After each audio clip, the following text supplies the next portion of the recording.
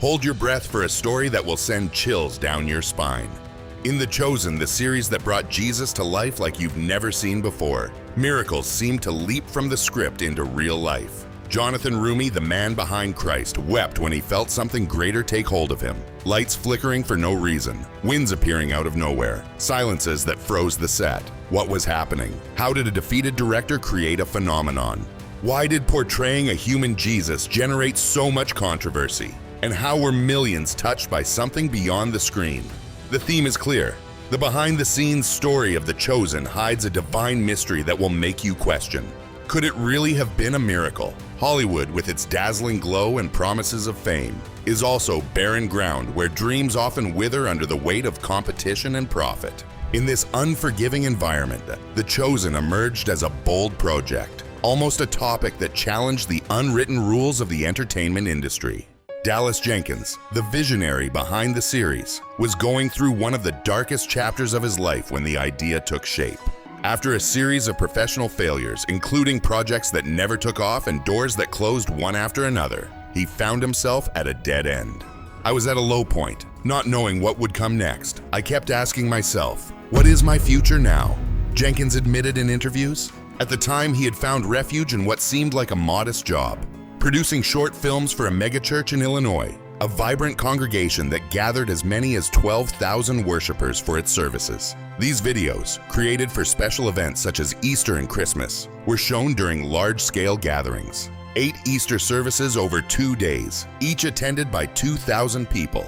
Faced with the challenge of capturing the essence of biblical stories in just a few minutes, Jenkins immersed himself in the life of Jesus, exploring emotional and human angles that rarely found space in traditional productions. He had no idea that those short films, made with limited resources and for a local audience, would become the seed of something much greater. A series that would redefine how the world sees the Son of God. What makes the origin of The Chosen even more fascinating is its break from the conventional funding model.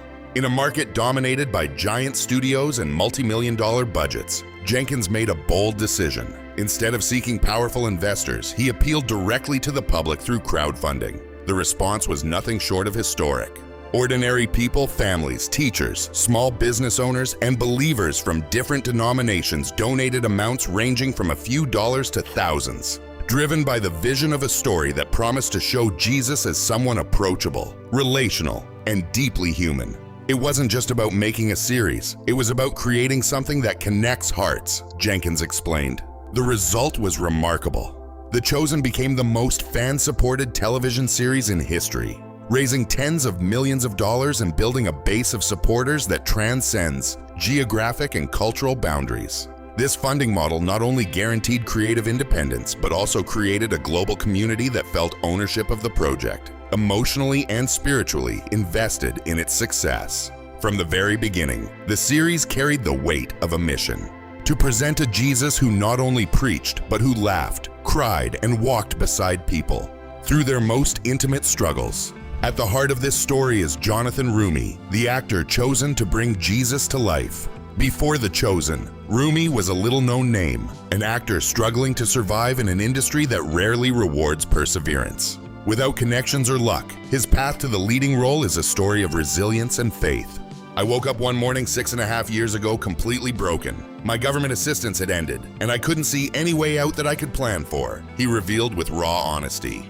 Living in Los Angeles, a city where the cost of living is relentless, Roumie faced not only financial difficulties but also the emotional strain of a stalled career. He had already portrayed Jesus in small projects, including some of Jenkins' short films for the church in Illinois, but nothing compared to the scale and depth of The Chosen. In a moment of desperation, Roumie made a decision that would mark a turning point. He surrendered.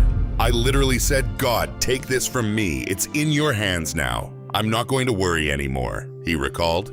That complete surrender, made in a moment of vulnerability, was not just an act of faith, but a relinquishing of the control he felt he no longer had. 3 months later, the phone rang with an unexpected offer: the role of Jesus in a new series. The invitation, however, came with a surprise. Roumie had auditioned for the role of the penitent thief, a secondary character with only 5 lines in the short film that preceded the series, The Two Thieves.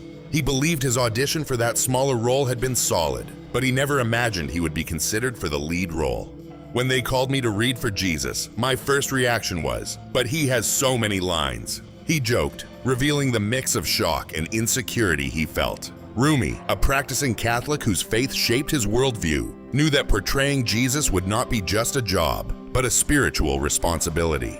He already carried a deep connection to the character, but he also had doubts about his ability to do justice to such a monumental role. "I'm not perfect. I'm a flawed human being with my own struggles. How can I be worthy of this?" he questioned. Yet it was precisely this humility combined with his spiritual surrender that prepared him for what was to come. His Catholic faith, rooted in practices such as prayer, fasting, and the study of Scripture, became the foundation not only of his performance, but also of an experience that would transcend the film set, leaving its mark on his life and the lives of everyone around him. Roumie's casting was not merely a casting decision, but a moment of almost providential alignment. Dallas Jenkins, who already knew Roumie from previous projects, saw something in him beyond technical talent. It wasn't about his appearance or his lines. It was his gentle, calm presence, with a depth that cannot be taught, Jenkins said. That presence, combined with Jenkins' bold vision and the support of a global community, laid the foundation for a project that would not only tell the story of Jesus, but live it in unexpected ways. The calling of the chosen was born amid chaos. The chaos of a career in crisis, of a cynical industry, of an actor on the verge of collapse. But like many biblical stories, it was precisely in that chaos that something extraordinary began to take shape. Something neither Jenkins nor Roumie could have foreseen. A series that would not only entertain, but transform lives around the world. The production of The Chosen did not limit itself to recreating first-century Galilee with improvised sets or generic studios. Instead, the team embraced an almost obsessive ambition for authenticity, building an impressive replica of Capernaum in the scorching heat of Texas. The set, constructed with rustic stone streets, meticulously detailed adobe houses, and marketplaces that evoked the bustle of daily life 2,000 years ago, was more than just a backdrop. It was a portal to another era. The set was so real that you could feel the dust sticking to your feet, hear the crackling of torches at night, and watch sunlight dancing across the stones, creating shadows that seemed to tell stories of their own, described an assistant director in a tone of reverence. Every element, from the clay jars to the linen garments worn by the extras, was chosen to transport actors, crew members, and viewers into the heart of first-century Judea. But what made that environment truly unique was not merely its historical or visual accuracy. It was something deeper, an almost tangible atmosphere that many described as sacred, as though the space itself were infused with a presence that defied explanation. Between takes, the set of The Chosen seemed to pulse with an unusual energy. There were moments of silence that lasted longer than expected. Even after the director shouted, "Cut!" no one moved immediately. It was as if something was present, as if the air carried a weight we couldn't explain. Recalled a sound operator who had worked on dozens of productions but had never experienced anything similar. These silences were not merely technical pauses. They were moments filled with meaning, when actors, crew members, and even extras seemed hesitant, as though they feared breaking a sacred moment. That sense of something greater intensified during key scenes.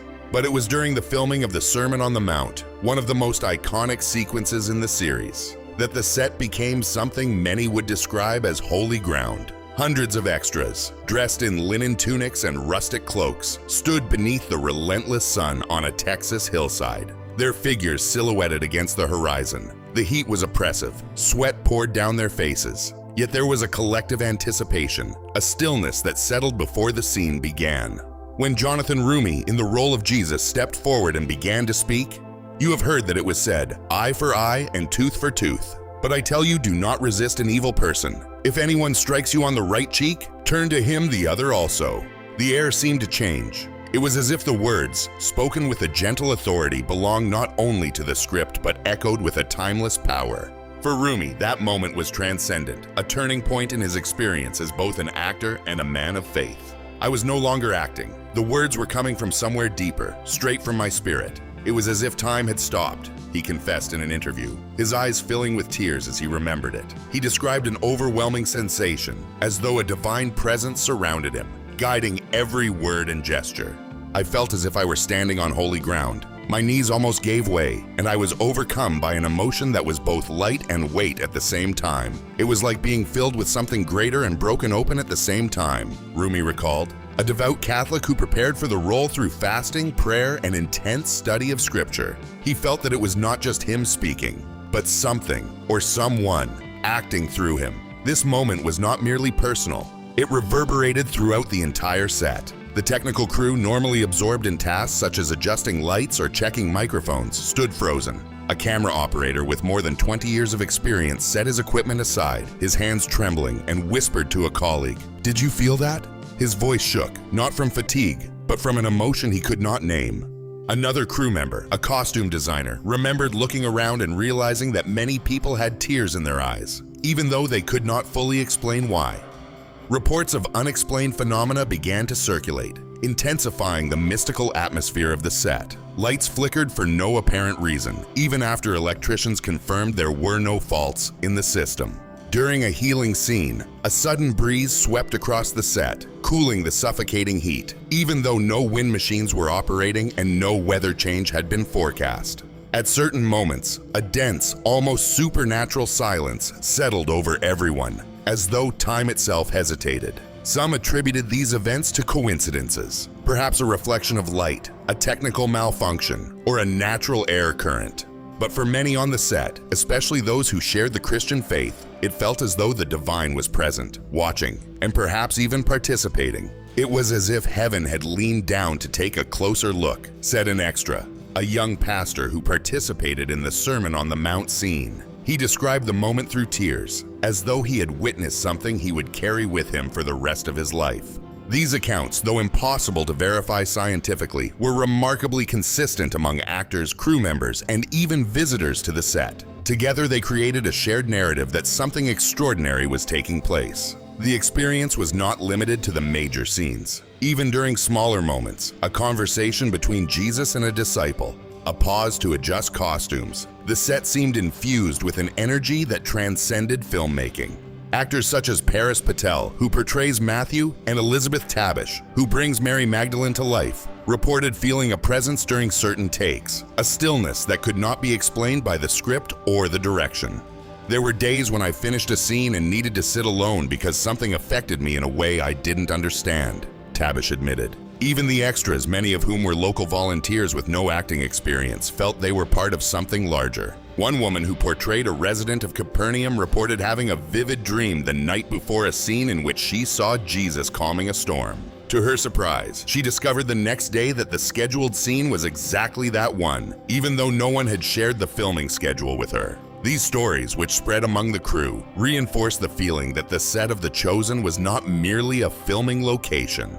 It was a place of spiritual encounter, where the sacred and the human intertwined in unexpected ways. This atmosphere transformed the dynamics of the production. The crew, made up of professionals accustomed to the fast pace and practicality of Hollywood sets, began approaching their work with a shared sense of reverence. Routine tasks such as sweeping sand from a set or adjusting the lighting on a doorway took on a new sense of purpose.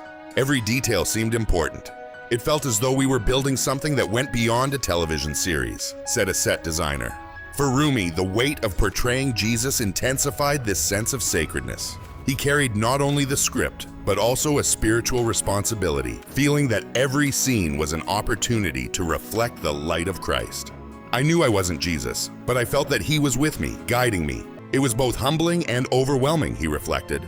These moments on the set, deep silences, unexplained events, and raw emotions transformed The Chosen into something more than a film production. For those who were there, it felt as though the Spirit had descended, not in a temple, but in a dusty corner of Texas, turning the set into a place where, for a moment, the divine seemed to touch the earth. The Chosen, with its innovative and emotionally raw approach, won over millions around the world. But it also sparked intense debates that divided believers, religious leaders, and skeptics. The series chose to portray Jesus as a man who laughs, cries, embraces others, and faces the human weaknesses of his disciples. It challenged the traditional image of a distant and untouchable Savior, often found in stained glass windows or rigid theological narratives. For some, this humanization was a breath of fresh air. bringing Jesus closer to the struggles of everyday life. For others, however, it was a risky step, almost heretical. One evangelical pastor, in a blog post that went viral on social media, expressed his concern. Jesus is God, not a common friend who shares jokes or becomes emotional like any of us. This closeness can confuse believers, reducing divine majesty to something trivial. This criticism echoed through conservative circles, where the portrayal of a Jesus who plays with children, grows tired after long days, or shows vulnerability was seen as an attempt to secularize a sacred figure. Some even argued that The Chosen sacrificed the divinity of Christ in favor of an emotionally accessible narrative, raising the question, how far can art reinterpret faith without crossing theological boundaries? Another significant source of controversy revolved around the choice of Jonathan Roumie, a practicing Catholic, for the role of Jesus. Although his performance was widely praised for its depth and authenticity, some critics questioned whether his personal faith influenced the portrayal too heavily, creating a Jesus who might seem too Catholic for an interdenominational audience. Roumie's spirituality, with its emphasis on practices such as Mass and the Rosary, may shape a Christ who does not resonate equally with Protestants or other Christians, wrote one commentator in an online forum. This criticism, though minor, reflected a broader tension. In an age of religious diversity, how do you portray a universal figure like Jesus without favoring a particular tradition? Roumie, aware of these discussions, responded with conviction and humility. My faith allows me to bring an authenticity to the role that perhaps a non-believer could not. I don't just read the scriptures, I live them. His preparation was meticulous and deeply spiritual. In addition to studying theology, biblical history, and the cultural context of the first century, Roumie incorporated intense devotional practices such as fasting, daily prayer, and meditation on scripture. I bring my doubts and struggles into the role. That connects me to the Jesus who meets people in their weaknesses, who bends down to listen to the brokenhearted, he explained. For Roumie, portraying Jesus was not merely a matter of technique. It was a spiritual alignment, a journey that required vulnerability and complete surrender. The controversy, however, was not limited to the portrayal of Jesus or the choice of the lead actor.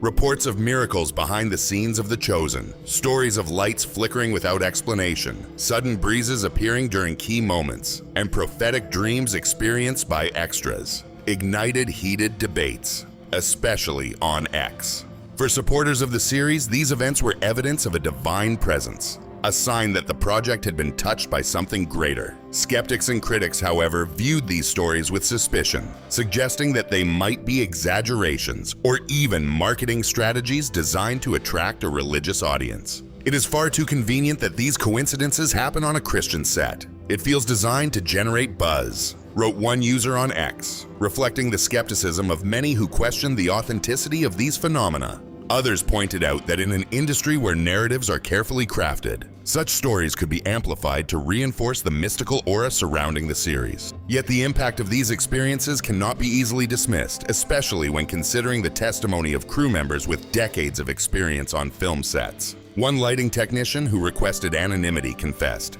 "I'm not religious. I've spent 30 years on Hollywood sets, from blockbusters to commercials, and I've never felt anything like this. During a healing scene, there was a weight in the air, as if something or someone was watching us." This testimony, among others, suggests that regardless of rational explanations, something on the set of The Chosen seemed to transcend the ordinary, leaving even the most pragmatic people shaken. These experiences, though controversial, fueled the narrative that The Chosen is more than a television series. It is a spiritual phenomenon that defies easy categorization. For Jonathan Roumie, the merging of himself with the character of Jesus was sometimes almost indistinguishable, an experience he described as profoundly transformative. "There were moments when I didn't know where I ended and Jesus began. It was terrifying and sacred at the same time," he admitted. During the filming of the Sermon on the Mount, for example, Roumie felt a force beyond himself, as if the words of Christ were flowing directly from his soul. That intensity, however, raised ethical questions for both him and the production. How far should an actor surrender to a role so deeply charged with meaning? Could such spiritual immersion compromise his mental health or personal identity? For Roumie, the answer was found in the faith that sustained him. "I am not Jesus, but I have been called to reflect his light. That requires me to empty myself, to let God work through me, he reflected. That surrender, however, was not without cost. Roumie reported moments of emotional exhaustion, especially after intense scenes, when he needed to withdraw to pray and recenter himself. It is a tremendous burden, but also a privilege, he said. The controversies surrounding The Chosen, whether over the humanization of Jesus, the casting of Roumie, or the alleged miracles on set, did not diminish its impact. On the contrary, they expanded the debate about how faith can be represented in contemporary culture. For many viewers, the answer lies in the transformative effect of the series, which goes beyond theological criticism or rational skepticism. The Chosen not only challenges artistic conventions but also provokes a deeper reflection. How do you balance the divinity and humanity of Christ in a modern narrative? And what does it mean to feel the presence of the divine on a film set in a world so unaccustomed to such experiences? For Roumie and the crew, these questions have no simple answers. Yet the impact of the series on their lives and on the lives of millions of viewers suggests that something powerful is at work. Something that transcends controversy and points toward a greater truth. The success of The Chosen cannot be reduced to mere statistics, although the numbers are breathtaking. Funded through a revolutionary crowdfunding model, the series raised tens of millions of dollars from donors in more than 190 countries, becoming the most fan-supported media project in entertainment history. That achievement alone would be remarkable. But what makes The Chosen a phenomenon is the emotional and spiritual connection it has forged with its audience. It was never about money. It was about creating a connection with people, about sharing a story that could touch hearts and change lives, emphasized Dallas Jenkins in an interview. Unlike traditional productions, which often treat faith as a niche market, The Chosen dared to present Jesus in a radically new way, not as an ethereal figure confined to stained glass windows or distant theological narratives, but as a human savior who laughs with his friends, weeps over the pain of others, and sits at the table with sinners. He is someone who looks you in the eyes and says, "I see you," wrote a Brazilian viewer in a moving letter sent to the production. This approach, which balances Christ's divinity with his accessible humanity, resonated globally, reaching millions of viewers through the series' own app, Amazon Prime, and community screenings in churches and schools around the world. The impact of The Chosen transcends entertainment, functioning as a catalyst for personal and spiritual transformation. The testimonies from viewers are as powerful as the stories experienced on the set, revealing a series that not only tells the story of Jesus, but seems to awaken something deep within those who watch it. People of different beliefs, Christians, Muslims, atheists, and even agnostics, have shared experiences that defy simple explanations. A mother from Recife, devastated by the loss of her teenage son, wrote to the production team, "I was drowning in grief. Watching The Chosen made me cry without understanding why. But for the first time in years, I felt a peace I didn't know still existed." Her story is only one among thousands. A young man from Nairobi, Kenya, reported that the series inspired him to forgive a friend who had betrayed him, ending years of resentment. "When I saw Jesus forgiving Peter even after he denied him, I felt I could do the same," he said. In Buenos Aires, an Argentine viewer who had been away from church for 2 decades confessed, "I hadn't attended Mass in 20 years. After watching The Chosen, I started praying again. I can't explain it, but something changed inside me." These testimonies, which reached the producers through letters, emails, and social media messages, reveal the series' power to heal emotional wounds, reconcile relationships, and rekindle faith, even in hearts that considered themselves far removed from any spirituality. On the set, the actors were also deeply affected, living experiences that echoed those of the viewers. Paris Patel, who portrays Matthew, the tax collector turned disciple, described a strange stillness that would settle over certain scenes, as if the air became dense with something sacred. He recalled one moment during the filming of an intimate scene between Jesus and Matthew when he felt such an intense emotion that he had to pause and compose himself. "It wasn't in the script, but I felt as if Matthew and I were truly being seen, perhaps by God," confessed Paris Patel, whose own spiritual journey was influenced by the role. Elizabeth Tabish, who portrays Mary Magdalene, reported similar experiences. In a scene where Mary confronts her traumatic past, Tabish began to cry for no apparent reason, a reaction that had not been planned. "It wasn't acting, it was something that came from within, as if I were carrying her burden, but also feeling a hope I couldn't explain," she said. These moments of vulnerability were not isolated. They became part of the cast's shared experience. After long days of filming, the actors often gathered, not to rehearse, but to pray, share personal stories, and reflect on the impact the project was having on their lives. Even the extras, many of whom were local volunteers with no acting experience, reported experiences that seemed to defy logic. One of them, a college student from Texas, vividly dreamed about Jesus calming a storm on the Sea of Galilee, a scene he did not know was scheduled to be filmed the following week. I woke up with my heart racing, feeling as though I had seen something real. When I arrived on set and discovered we were filming that scene, I got chills, he recalled. Another extra, an elderly woman who portrayed a resident of Capernaum, reported feeling an unexplainable sense of peace during a crowd scene, as if she were truly in the presence of Jesus. These stories, shared among the crew and later discussed in interviews and events related to the series, reinforce the idea that The Chosen is not merely a scripted narrative. It is a project that seems to channel something greater, connecting the ancient world with the modern one in a way that transcends the audiovisual medium. The impact of the series is also reflected in its global accessibility, available free through the Chosen app, and on platforms such as Amazon Prime. The series has been translated into dozens of languages, reaching communities as diverse as villages in India, favelas in Brazil, and cities across Europe. Churches organize community screenings, schools use it in religious education classes, families watch it together and discuss themes such as forgiveness, redemption, and compassion. We wanted The Chosen to be a gift, something anyone, anywhere could experience, said Dallas Jenkins. That vision became reality.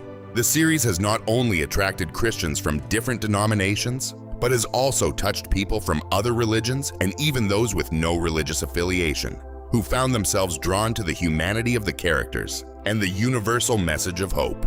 A Muslim viewer from Egypt wrote, "I do not believe Jesus is God, but the way he is portrayed made me want to become a better person." An atheist from Australia admitted, "I didn't expect to like it, but the series made me think about what it means to live with purpose." This global reach is amplified by the performance of Jonathan Roumie, whose portrayal of Jesus is frequently cited as the emotional heart of the series. "Jonathan doesn't just play Jesus, he invites us to feel him," wrote one critic in a review. His ability to convey calm, empathy, and authority in every scene resonates with viewers who say they are seeing Jesus for the first time not as a distant figure, but as someone who could stand beside them. "When he looks at the characters, I feel like he's looking at me," said a viewer from Sao Paulo. This impact is a testament to The Chosen's ability to connect the sacred with everyday life, transforming an ancient story into a mirror for modern struggles. The experiences of the actors, extras, and crew seem to have infused the series with an authenticity that pulses through every episode, reaching millions and suggesting that The Chosen is not merely a story, but a spiritual movement that continues to transform lives one screen at a time. In an era dominated by fleeting content, where viral videos and disposable series compete for attention, The Chosen shines as a beacon of authenticity, depth, and purpose. The series, which tells the story of Jesus through the eyes of those who knew him, is not content with being mere entertainment. It aspires to be an invitation to reflection, healing, and spiritual connection. When you tell a story with truth, humility, and reverence, it doesn't just entertain. It awakens something within people, something that can change how they see the world and themselves, reflected Dallas Jenkins. Unlike traditional faith-based productions which often adopt a didactic or distant tone, The Chosen rejects the pulpit in favor of an intimate and relational approach. It walks alongside its audience, showing Peter's impulsive flaws, Mary Magdalene's deep trauma, Matthew's relentless search for understanding, and Thomas's hesitant doubts. Each character reflects human struggles, insecurity, regret, and the longing for purpose, making Jesus' message not only universal, but timeless. This narrative choice, prioritizing the humanity of the disciples as much as the divinity of Christ, has transformed The Chosen into a bridge between the sacred and the ordinary, reaching hearts that might never connect with a more conventional approach. As The Chosen continues its journey with new seasons planned and an ever-growing fan base, its impact remains rooted in the authenticity that Dallas Jenkins and Jonathan Roumie brought to the project. The series is a testament to the power of stories told with soul. Stories that do not merely reflect truth, but make it come alive. For Roumie, the weight of portraying Jesus is balanced by gratitude for being part of something greater. I know I'm imperfect, but if my performance can point someone toward God, then every moment of doubt or sacrifice was worth it, he said. For Jenkins, the success of the series proves that faith, when combined with creative courage, can move mountains. The Chosen is not just a television series. It is a movement, an invitation to look at Jesus with fresh eyes and to find, within his story, a reflection of our own. And as millions continue to be touched, Roumie's question echoes as a reminder of the humility that defines this legacy. Did I do it right? Did I come close? For the world watching, the answer could not be clearer.